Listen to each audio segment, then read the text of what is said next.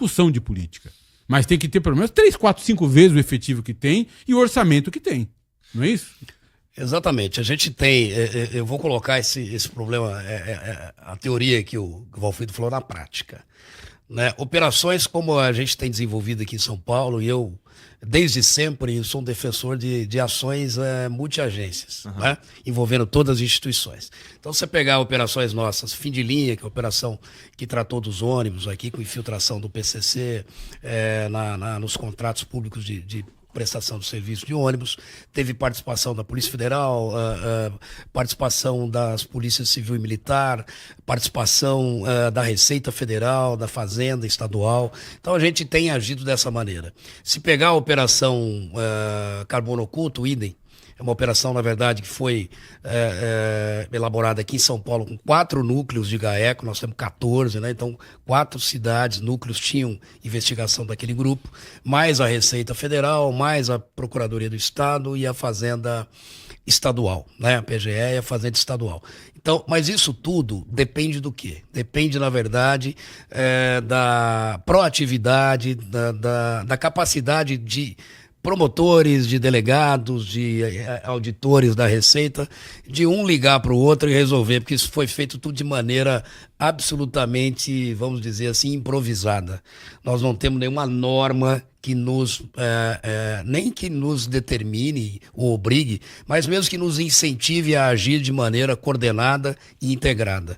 Então, veja, a Operação Carbono Oculto, hoje, na minha opinião, ela não aconteceria mais. Depois ainda desse debate político aí, dessa polarização em torno desse PL antifacção, que mudou para PL anti-organização criminosa ultraviolenta, né? Então, a gente percebeu o seguinte, que os políticos se apropriaram do assunto e deixaram um pouco de lado a questão de fundo, que é a segurança pública. Veja, o Valfrido colocou, nós temos uma Polícia Federal, que é a melhor polícia do Brasil, a melhor estruturada em termos de integrantes, de treinamento, de remuneração, isso é bom que se diga também, eles ganham bem mais do que as polícias estaduais, mas ela não tem condição de fazer frente a uma criminalidade organizada no Brasil todo, até pelas outras funções que eles têm que desempenhar, né? E a gente tem mais de 600 mil policiais estaduais no Brasil.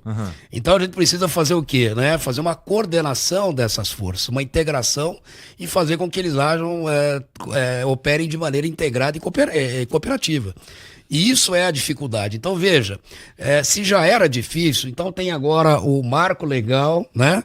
Que pretende entregar aí para a população um marco legal do combate à organização criminosa no Brasil. A partir de então, nós vamos solucionar todos os problemas de organização criminosa, como se o aumento de pena, e essa é uma crítica que eu faço, eu sou um defensor do aumento de penas, eu sou um defensor de que se tenha que se cumprir mais tempo efetivamente no regime fechado, porque hoje a gente tem uma série de benefícios de progressão, livramento condicional, indulto, enfim, que diminui muito o tempo que o sujeito fica preso. E a audiência de custódia? A audiência de custódia, mas veja, o que eu queria colocar é o seguinte, você pode colocar 100 anos de reclusão. Na minha opinião, não é só esse fator que vai dissuadir o criminoso de participar de uma organização criminosa e de continuar agindo. Então a gente tem que ter outras medidas. E como é que nós vamos aplicar? Eu acho que esse é o ponto, né? É fundamental. Quando eu participei da elaboração do projeto, o Valfrido também participou no início do anteprojeto do governo. Né? Foi criada uma equipe no Ministério do Trabalho, eu fui convidado pelo Ministério da Justiça, fui convidado para fazer parte, o Valfrido também, outros especialistas na área, e a ideia era a legislação antimáfia. Aliás, a primeira denominação que se deu era de um projeto de lei antimáfia. Isso foi depois sendo mudado no Ministério da Justiça. E a gente percebeu que a ideia central, que é a criação da Autoridade Nacional, né, antimáfia ou para combater organizações criminosas no Brasil, ela foi deixada de lado por disputas corporativas ou porque algumas pessoas ou instituições acharam que iam perder poder. E não é o caso. O que a gente pretende, na verdade, era melhorar as polícias. Veja, a gente está tratando da criação de uma nova polícia. Essa autoridade, como funciona na Itália, por exemplo, você vai montar a sua equipe com a Polícia Federal, com a Receita Federal, Polícia Rodoviária Federal e com as polícias estaduais e ministérios públicos. Na Itália, você tem uma estrutura exatamente como a que a gente sugere. Igual. Você tem a Direção Nacional Antimáfia, que pensa política antimáfia. É uma... Tá. É uma agência. É uma agência. É por aí. É uma agência. Ela pensa política antimáfia, ela tem instrumentos de inteligência, porque quanto mais inteligência, menos violência, e ela se articula com o corpo policial, que é a Polícia Federal deles lá. Que é uma junção de várias polícias, chama DIA, ou DIA. DIA é a Direção de Investigação. Investigação de Máfia. Tem duas lá.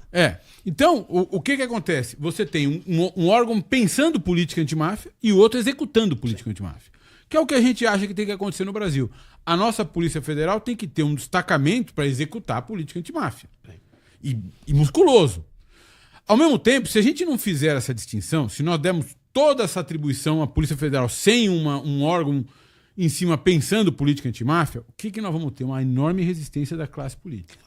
Por quê? Porque a classe política é normalmente investigada pela Polícia Federal. Então, a classe política vai começar a ficar desconfiada. Mas, olha, a Polícia Federal está sendo anabolizada. Não é à toa que a Polícia Federal só tem 13 mil homens. Não é à toa. Nós temos que entender como as coisas funcionam nesse país. A classe política tem medo da Polícia Federal. Durante a Operação Lava Jato, a Polícia Federal batia na sua porta às 6 horas da manhã para cumprir mandados de prisão e mandados. E, de certa forma, num contexto de lawfare, ou seja, num contexto de politização. Nós temos que evitar isso. Uma das maneiras de evitar isso é circunscrever essa maior musculatura à questão das máfias. O problema para o Brasil aqui, neste momento, é combater máfia, PCC e Comando Vermelho. Não vamos misturar com outras coisas. Que aí você, de certa forma, consegue arregimentar a classe política mais resistente a convergir para esse projeto. Mas esse documento que foi aprovado lá pelos deputados e está no Senado agora... É um documento que é originado no governo. Sim. Esse documento é o que o Lincoln falou. Nós fomos lá, ajudamos num grupo de trabalho a criar, que nós queríamos que fosse um projeto de lei antimáfia, né, que contemplava uma autoridade nacional antimáfia. Ele foi sendo modificado, mesmo dentro do governo, é enviado pelo Ministério da Justiça para o Congresso. Logo depois da Operação do Rio de Janeiro. Logo depois da Operação do Rio de Janeiro. Né? O presidente Hugo Mota entrega a relatoria desse projeto. Todo projeto tem um relator. Para quem? Para aquele que era o secretário de segurança do Tarcísio. Ex-capitão da rota. Um cara de direita e que tem uma visão firme daquele modelo de tiro, porrada e bomba. E que, inclusive, eles tinham um outro... Era para ser 2 projetos a serem apreciados, não é? E o que aconteceu é que unificou-se as ideias em uma coisa só, dá pra dizer, né? E uma coisa que me chamou a atenção, inclusive, sobre isso daí foi que, bom, eu conversei com... Teve aqui o Derrite, o Tarcísio, a gente falou sobre isso daí, e ele tinha acabado de sair da Secretaria de Segurança Pública daqui de São Paulo para se tornar o relator.